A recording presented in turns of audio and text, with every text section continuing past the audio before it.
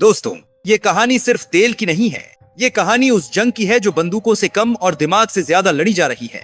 एक तरफ दुनिया की सबसे बड़ी ताकत अमेरिका खड़ा है, तो दूसरी तरफ ईरान, जो हर नए दिन के साथ यह साबित करने की कोशिश कर रहा है कि उसे घेरना उतना आसान नहीं जितना समझा गया था। सोचिए, पूरी दुनिया की नजरें हॉर्मुज़ जल्द मरुमध्य पर टिकी हुई हैं। समुद्र में तनाव है, युद्धपोत है, धमकियां हैं, बयान है। हर किसी को लग रहा था कि अगर समुद्री रास्ते बंद हुए तो ईरान की अर्थव्यवस्था घुटनों पर आ जाएगी। लेकिन तभी रेगिस्तान के बीच से निकलती एक रेलगाड़ी ने पूरी कहानी बदल दी।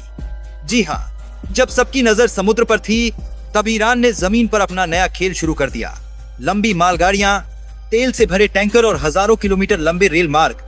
ये ट्रेनें सीधे पाकिस्तान और चीन की ओर बढ़ रही हैं। दुनिया को शायद यही संदेश दिया जा रहा है कि अगर एक रास्ता बंद होगा तो दूसरा रास्ता खोल दिया जाएगा। और यही वह तस्वीर है जिसने वॉशिंगटन से लेकर बीजिंग तक कई लोगों की नींद उड़ा दी है। लेकिन कहानी यही खत्म नहीं होती। इसी बीच केश्म द्वीप से ऐसी तस्वीरें सामने आईं जिन्होंने बहस को और भड़का दिया। ईरान ने कथित तौर पर ड्रोन का मलबा दुनिया के सामने रख दिया। इसके बाद सवालों का ऐसा तूफान उठा जिसकी गूंज आज भी सुनाई दे रही है। आखिर सच क्या है? किसका दावा सही है और किसकी बात पर सवाल उठ रहे हैं? इस रहस्य का जवाब अभी भी धुंध में छिपा हुआ है। उधर एक और हैरान करने वाला दृश्य लगातार सामने आ रहा है। रात दर रात हजारों लोग सड़कों पर उतर रहे हैं, झंडे लहरा रहे हैं, नारे लगा रहे हैं और दुनिया को दिखा रहे हैं कि दबाव कितना भी बड़ा क्यों ना हो, उनका मनोबल टूटा नहीं है।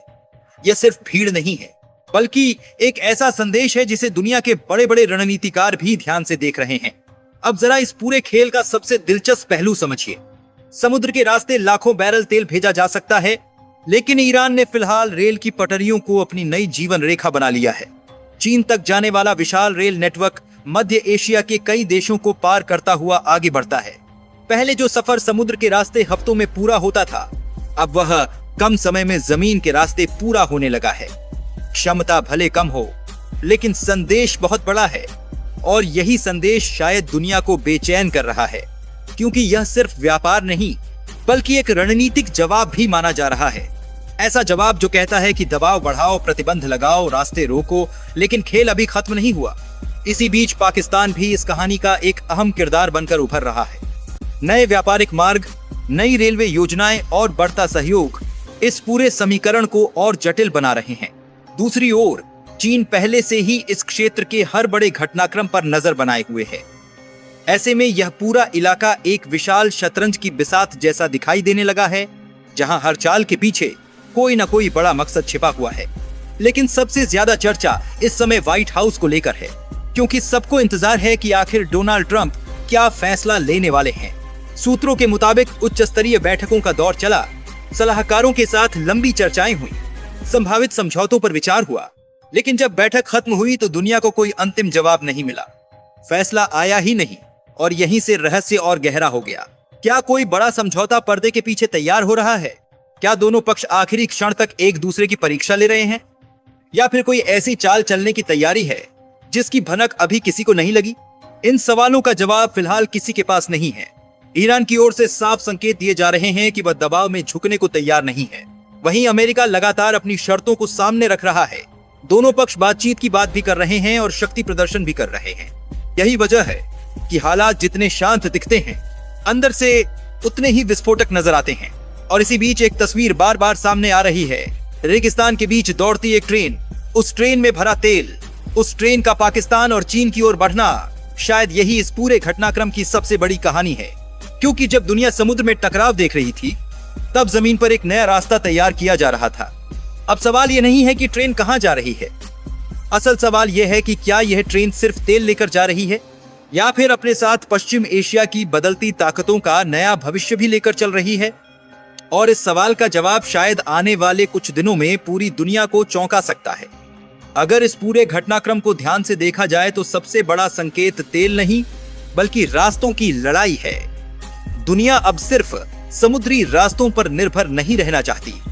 ईरान ने अनजाने में एक ऐसा मॉडल दिखा दिया है कि अगर समुद्र में दबाव बढ़े तो जमीन के रास्ते भी आर्थिक जीवन रेखा बन सकते हैं। आने वाले समय में संभव है कि चीन इस पूरे रेल नेटवर्क में और बड़ा निवेश करे, क्योंकि उसके लिए यह सिर्फ तेल का मामला नहीं बल्कि भविष्य की सुरक्षा का मामला है। एक और दिलचस्प बात यह है कि अभी दुनिया की नजर युद्ध और शांति समझौते पर है, लेकिन असली खेल शायद आर्थिक गठबंधनों का है। जब भी किसी देश पर प्रतिबंध लगते हैं, तब उसके दोस्त और दुश्मन दोनों साफ दिखाई देने लगते हैं। इस संकट ने भी यही किया है। अब यह देखा जाएगा कि कौन सा देश खुलकर ईरान के साथ खड़ा रहता है और कौन दूरी बना लेता है। यही भविष्य के नए राजनीतिक गुटों की नींव रख सकता है। मुझे लगता है कि आने वाले महीनों में ईरान सीधे टकराव से ज्यादा धीमी रणनीति अपनाएगा। वह ऐसी कोई कार्रवाई नहीं करेगा जिससे बड़े युद्ध का बहाना मिल जाए, लेकिन वह लगातार यह दिखाने की कोशिश करेगा कि उसे पूरी तरह रोका नहीं जा सकता। यही वजह है कि रेल, सड़क और नए व्यापारिक मार्ग आगे और ज्यादा महत्वपूर्ण हो सकते हैं। सबसे रहस्यमय पहलू डोनाल्ड ट्रंप का रुख है। अगर वास्तव में कोई बड़ा फैसला तुरंत लेना होता तो शायद अब तक ले लिया जाता, लेकिन बार बार बैठ के होना और अंतिम घोषणा टलना संकेत देता है कि पर्दे के पीछे बातचीत अभी भी जारी हो सकती है। कई बार अंतर्राष्ट्रीय राजनीति में चुप्पी बयान से ज्यादा बड़ी खबर होती है, और इस समय वही चुप्पी दिखाई दे रही है। एक और संभावना को नजरअंदाज नहीं किया जा सकता। अगर ईरान लगातार चीन और पाकिस्तान को वैकल्पिक रास्तों से ऊर्जा भेजता रहा और यह मॉडल सफल रहा, तो दूसरे प्रतिबंध झेल रहे देश भी इसी तरह के नेटवर्क बनाने की कोशिश कर सकते हैं। तब दुनिया का व्यापारिक नक्शा धीरे धीरे बदल सकता है। यह बदलाव अचानक नहीं होगा, लेकिन इसके बीज अभी बोए जा रहे हैं। सबसे बड़ी बात यह है कि इस कहानी का अगला अध्याय शायद युद्ध के मैदान में नहीं, बल्कि रेलवे स्टेशनों, मालगाड़ियों और व्यापारिक समझौतों में लिखा जाएगा। दुनिया अभी मिसाइलों और जहाजों को देख रही है, लेकिन हो सकता है असली जीत उस देश की हो जो संकट के समय भी अपना व्यापार चालू रखने में सफल हो जाए। और अगर ऐसा हुआ तो आने वाले समय में इतिहास ये नहीं पूछेगा कि किसने कितनी धमकियां दी। इतिहास ये पूछेगा कि दबाव के सबसे कठिन दौर में किसने अपने रास्ते खुले रखे। फिलहाल ईरान उसी सवाल का जवाब देने की कोशिश करता दिखाई दे रहा है, और यही बात इस पूरे घटनाक्रम को और भी रहस्यमय और दिलचस्प बना देती है। अगर आने वाले महीनों की तस्वीर को गहराई से देखा जाए तो सबसे दिलचस्प संभावना यह है कि पश्चिम एशिया में अब सीधा युद्ध नहीं, बल्कि आर्थिक सहनशक्ति की जंग शुरू हो सकती है। दोनों पक्ष समझ चुके हैं कि बड़ा युद्ध शुरू करना आसान है, लेकिन उसे नियंत्रित करना लगभग असंभव है। इसलिए भविष्य में मिसाइलों से ज्यादा महत्व व्यापारिक रास्तों, तेल सप्लाई और राजनीतिक दबाव का हो सकता है। मेरी नजर में सबसे बड़ा बदलाव चीन की भूमिका में दिखाई दे सकता है। अभी चीन अपेक्षाकृत शांत दिख रहा है, लेकिन अगर ईरान पर दबाव और बढ़ता है तो चीन खुले तौर पर नहीं, बल्कि आर्थिक रूप से और गहराई से ईरान के साथ जुड़ सकता है। इसका मतलब होगा कि नए रेल कॉरिडोर, नए ऊर्जा समझौते और डॉलर के बजाय वैकल्पिक भुगतान प्रणालियों का विस्तार, यह अमेरिका के लिए एक नई चुनौती बन सकता है। पाकिस्तान भी भविष्य में सिर्फ एक पड़ोसी देश नहीं, बल्कि एक ट्रांजिट हब बनने की कोशिश कर सकता है। अगर ईरान से आने वाला व्यापार लगातार बढ़ता है तो पाकिस्तान अपनी भौगोलिक स्थिति का लाभ उठाने की कोशिश करेगा। इससे उसकी रणनीतिक अहमियत बढ़ सकती है, लेकिन इसके साथ ही उस पर बाहरी दबाव भी बढ़ेगा, क्योंकि बड़े देश ऐसे मार्गों पर नजर रखना चाहेंगे। एक और संभावना बेहद रोचक है। हो सकता है कि कुछ महीनों बाद दुनिया यह महसूस करे कि हॉर्मुज़ जलडमरू मध्य अब पहले जितना शक्तिशाली दबाव का हथियार नहीं रहा। कारण यह कि जितना अधिक किसी रास्ते को रोका जाएगा, उतनी ही तेजी से नए रास्ते खोजे जाएंगे। इतिहास में कई बार ऐसा हुआ है कि प्रतिबंधों ने नए व्यापारिक नेटवर्क को जन्म दिया है। ईरान का रेल नेटवर्क उसी दिशा का शुरुआती संकेत हो सकता है।